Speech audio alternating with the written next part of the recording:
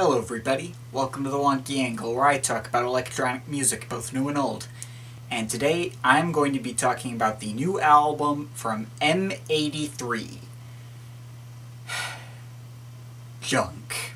M83 is an electronic, alternative shoegaze band led by Anthony Gonzalez, who have been around since the early 2000s, but blew up a couple of years ago with the release of their sixth album, Hurry Up, We're Dreaming. Oh, at least they really blew up then. Now, they've gone through more than a few lineup changes over the years, with Gonzalez being the only consistent member, starting out making ambient and post-rock soundscapes that were usually very grand and epic sounding, as well as pretty distortion heavy, but eventually exploring more rock and new wave styles as well. I started to look into them quite a while ago, actually, back when I was first starting out this review show and talking about Daft Punk, but I got distracted by other releases and dropped them after hearing their Digital Shades Volume 1 album. But then I later heard that they had a new album out, so I quickly rushed back into them to refresh my memory and finish what I started. So, how did that turn out? Well, here's my thoughts on their discography so far. Mostly ambient and post-rock, but combining several different other electronic styles. Overall, pretty fun and varied listen. A nice Future Sound of London reference you got there. Anyway, this is pretty much like the last album, but just the distorted ambient and post-rock stuff. It's okay, but I prefer the variety of the debut personally. More of a focus on rock and live instrumentation. Very big sounding and textured, kind of like explosions in the sky or something. This is mostly an ambient release, obviously really inspired by Brian Eno. Pretty cool stuff, but I'm wondering where Volume 2 is. This is where they switched over to more of a new wave kind of style, and holy crap, they suddenly shot upwards in quality. And this one was even better. Not a lot better, mind you, but it got a little repetitive and predictable near the end, but still, pretty good. Well, it sounds more or less like you'd expect an M83 composed film soundtrack to sound like, in that it mostly sounds like Hans Zimmer with a few dashes of M83 here and there. Which brings us to this album. Now, from what I've seen, this album is kinda split its audience. Some say it's really good, some say it lives up to its name. And I will have to admit, this may very well be the worst album title ever conceived. I mean, Deadmau5 albums titles make him look like some lazy douche who doesn't care what goes into his albums whatsoever, but this is Anthony Gonzalez straight telling his audience that his new album will be junk? Ugh. The question is this album actually junk? Well, no. No, it really isn't. While it's definitely not as good as Saturdays Equals Youth or Hurry Up, We're Dreaming, it's not trying to be. In fact, it barely even sounds like M83 to begin with. I wouldn't go around trying to compare this album to those other albums, as the overall sound is very different. But if there's going to be one album that I compare this to the most, it'd be, without question, Daft Punk's Random Access Memories, as this album is exactly the same move that Daft Punk made with that album, just emulating a different decade. I'm already seeing sellout accusations left and right, and I'm not gonna lie, I remember the exact same thing happening with Daft Punk back in 2013. That being said, I'd be much more willing to believe the argument this time, mainly because Daft Punk making this move was obviously wildly successful, so it doesn't look like as big a risk for M83 to be making. Not to mention, Daft Punk have always struck me as the kind of band who would make this move purely for the sake of variety in their discography. But for M83, I don't know, honestly this feels kinda out of character for them. Only time will tell if this goes down as well as Random Access Memories does.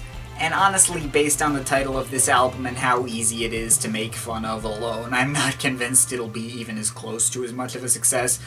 But hey, I'm sure some 20-year-old 90s techno buff really has his finger on the mainstream pulse and can accurately predict this kind of thing. I have no idea. But all that aside, my philosophy regarding this kind of situation has always been that just because it's a sellout doesn't mean it's bad. And from my perspective, this album's perfectly fine. Again, it's not as good as their last two albums, but purely judging it on its own terms, I can't find all that much objectionable about it. In fact, I like it quite a bit. The 80s style synth sound is actually surprisingly relaxing and spacious. I like the really smooth sounding synth settings they use, and all the horns and saxophones are fake sounding in the best possible way. Well, maybe they are actual saxophones and horns, but I don't know. Also, there are a lot of orchestral sounds on here too. I don't know if they're actually live orchestras, given that this is an 80s tribute. I wouldn't be surprised if they aren't. But they sound really good. Honestly, these quieter sounds they use give this album an element of subtlety that none of their other albums had. Here's a little confession I have to make. I personally was not a fan of the over-the-top, like, distortion sound they had on some of their earlier albums. Like, it worked sometimes, but look, here's the thing. Here's a little audio trivia for you guys. Digital audio can only go so loud, and when it gets too loud, it cuts, the waveform gets squished down, leaving it to sound all staticky and distorted. So when M83 has all their big, epic, rock, distorted guitar sounds, this reminds me less of like soaring out in the sky and pushing boundaries, and more just being shoved down by limitations of your format. I probably should have saved that little rant for when I actually review M83's other stuff another time. But, oh well, may as well get the fans ranting and calling for my beheading now and get it over with. But the point is, this album entirely cures this problem that I had with early M83. The overall sound and atmosphere may sound fake and synthesized, but it's at least sincerely fake in that old nostalgic 80s way. It actually reminds me a lot of the Röyksopp album, Junior. Like, the pop stuff is pretty fun, as seen on the highly catchy Do It, Try It. Do It, Try It. The propulsive Go. The sad-sounding but still fun and upbeat Walkway Blues. The sunny Laser Gun.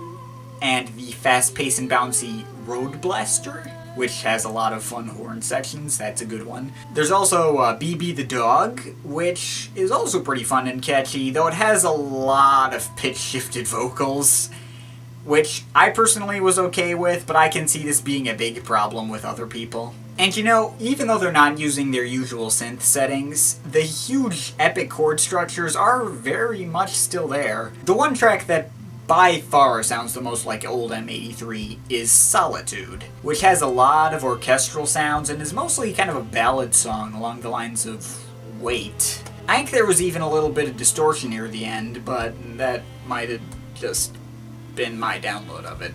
The quieter tracks are also usually pretty effective as well, such as the romantic sounding For the Kids, which has this great sax solo in it, and the melancholy orchestral sounding Atlantique Sud, and the laid-back instrumental closer Sunday Night 1987, featuring a harmonica. That made the song stand out to me. That being said, I would be lying if I said every song on here was solid gold. Time Wind with Beck does absolutely nothing for me, and doesn't stand out. And there are just a whole bunch of short interludes that leave little to no impression on me, like The Wizard, Tension, and Ludivine. There is one interlude that was good though, Moon Crystal, which, again, I liked the orchestral sounds on it, and it reminded me of like some old anime soundtrack or something. But all this aside, I think this turned out to be a very good album. It may be way too easy to write this album off as crappy sellout nonsense, especially considering the title, but I have to admit it is very good for what it is, and even the songs I personally didn't care for, I really only felt that way because there were other songs on this album that sounded similar but were much more memorable. It's not great. I do have my share of problems with it, and it's certainly no Hurry Up We're Dreaming, but playing the nostalgia card definitely worked on me. I have seen old anime shows that had soundtracks that sound a lot like this, and, you know, it just put a smile on my face. I won't go out of my way to defend it, as if this kind of 80s techno-pop thing isn't your cup of tea, then you definitely won't like it. But it certainly was my cup of tea, and so I say this is one of my favorites from the band to date. I'm overall feeling a 7.7 out of 10. Favorite tracks? Do It, Try It, Go. Walkway Blues, Moon Crystal, For the Kids, Solitude, Laser Gun, Road Blaster, and Sunday Nights 1987. Least favorite track, Ludivine. But of course, this is just my opinion. You can feel free to disagree with it. But I'd like to hear your thoughts, so leave the comments in the comment thing. But yeah, that's pretty much it. That's all for today. See you next time.